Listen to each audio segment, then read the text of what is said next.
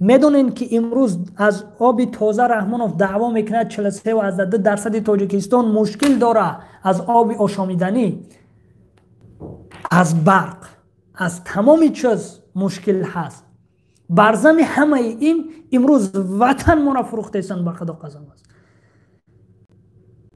وطن مونه فروختن، همه خیلی گرفته دادن به خاطر چی؟ اون پول در جیب خودشون زدن. اون پول یک دیرمش برای این ملت صرف شدگی نیست، برای ما و شما صرف شدگی نیست است، برای یک پیشرفت جامعه صرف شدگی نیست. فقط دزد دیدن در جیب خود زدن، برای خود قصرها ساختن در کشورهای اروپایی غربی، برای خود خانه های میلیون دلاره خریدن.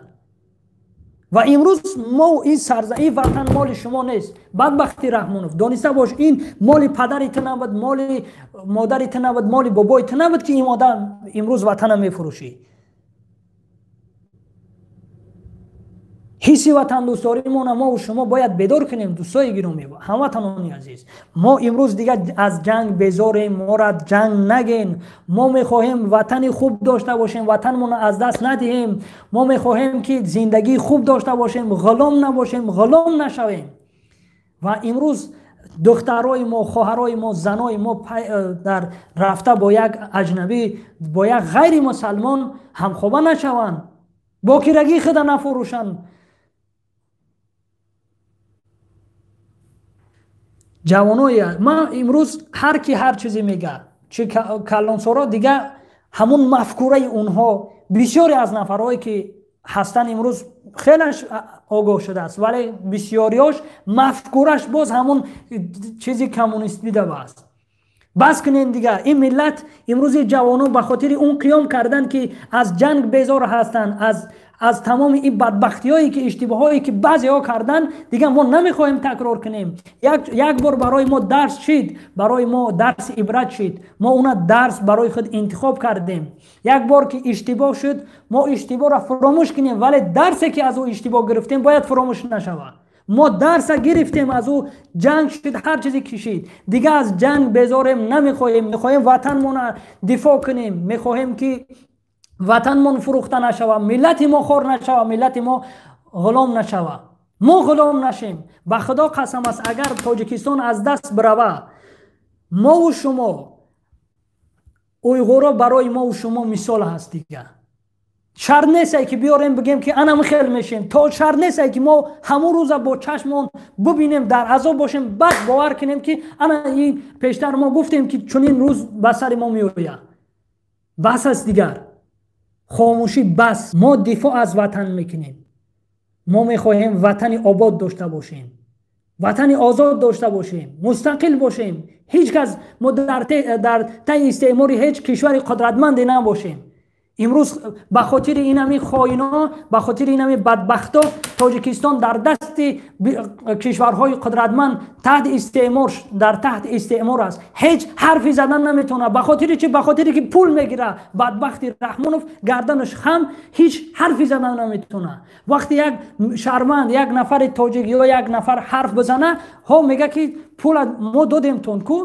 این بیچاره این نفر هیچ از این پول بر جیب این نرسیده است. رحمانوف گرفته است، نبیرای او فرزندای او گرفتگی است.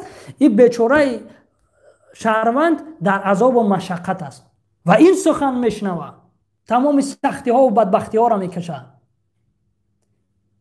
امروز اگر بگیم تاجیکستان جنگ داشت در 28 سال، 30 سال میشوه حکمرانی رحمانوف. این طرف قرضمون زیاد شد، این طرف وطن مونه خاک یک قسمت سرزمین مونه فروختن. امروز مشکلی برق تا حاضر هست، مسئله مهاجرات زیاد شدن، تمام این چیزا، کارخانه نیست. چی مشکل کردن در 30 سال؟ بدبختی رحمانوف، وطن فروش، خائن وطن.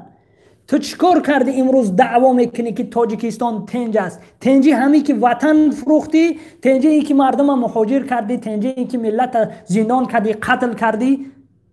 فقط در طول 30 سال حکمرانی این رحمانوف بدبخت ملت قتل کرد، ملت زندان کرد، ملت گریزه کرد. مهاجر کرد، غلام کرد و وطن ما را فروخت.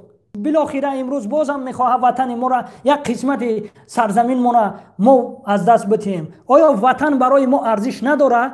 آیا این خاک سرزمینی که ما در اوج تولد شدیم، غذا باد هوای او را نفس کشیدیم، غذا از او خوردیم و اونا با مادر، بعضی نفرها کلمه مادر را میگن مقدس است، وطن مادر میگوین وطن برای ما مقدس است، ما از او دفاع نکنیم، کجا شد دیگه ناموس ما و شما؟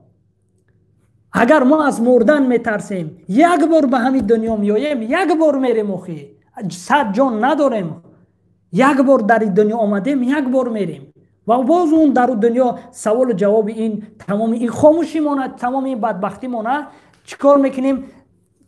جواب میگیم. و این امروز ما و شما هم دنیامون چیز کردگی هستیم، در بدبختی زندگی داریم و در آخرت ما و شما در عذاب میشیم.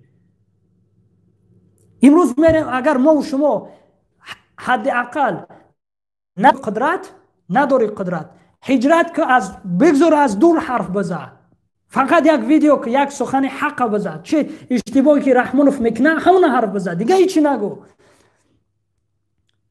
نه با جنگ دعوت که نبگو سلاح بگیرین، فقط سخن حق، سخن حق که رحمانوف تو خیانت کردی، تو وطن فروختی، دیگه بس است، ما تو را نمیخواهیم، انتخابت نمیکنیم، انتخابت نکرده ایم، دیگه بیزار شدیم از تو.